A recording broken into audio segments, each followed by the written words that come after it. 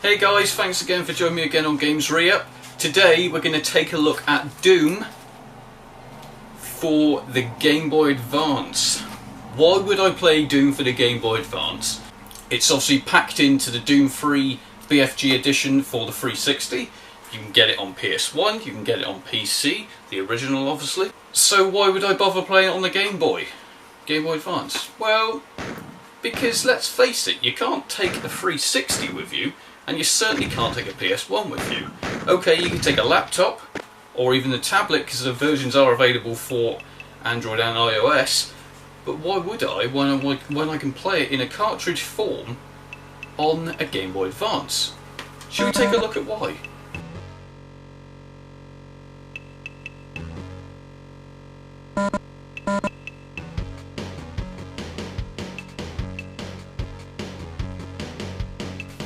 Here it is, released in 2001, we've got the original Doom on the Game Boy Advance.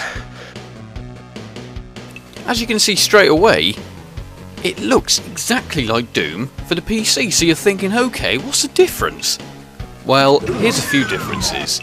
Now, if you may already notice, like I said, it looks like the original Doom, but there are a few things missing. Now, the music's exactly the same. If it isn't exactly the same, it sounds exactly the same. But some of the level design is slightly different.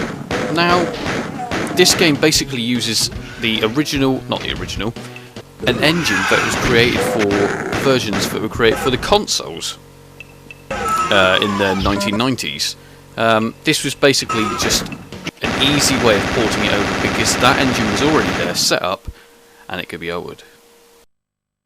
And obviously altered a lot easier than it would have been using a brand new engine. Obviously easy just to use a standard engine that's already created for a console and just port that version over to a handheld device, which essentially is a console. It's a handheld console.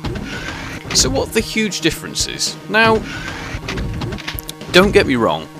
First thing I will say actually, even though you're not using keyboard and mouse, the controls are really simple, really responsive, and they really work. Now, you don't normally expect this from a port from a PC game, originally a PC game, onto a console. Yeah, it's responsive, it's fast, it's quick, it's great. Okay, now graphically, it's not going to look as good as a PC version. It's a console version, it's had to be scaled down. Because at the end of the day, the Game Boy Advance isn't graphically that great, is it? But now as you can see, because let's face it, there aren't any, or if there aren't that many, 3D first-person shooters on the Game Boy Advance. And look at this, they've made it, they've done it.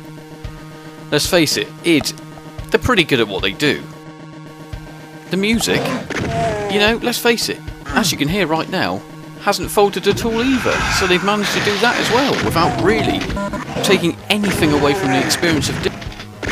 Now, there aren't as many levels in this, and also the episodes that are listed actually aren't really episodes, because the game can run literally from level to level without having to chain episodes. But that doesn't really matter. It's Doom. It's you're playing it for the violence, the simple first-person shooting game, aren't you? You're not playing it because of the episodes. You're playing it because you want Doom on a handheld device.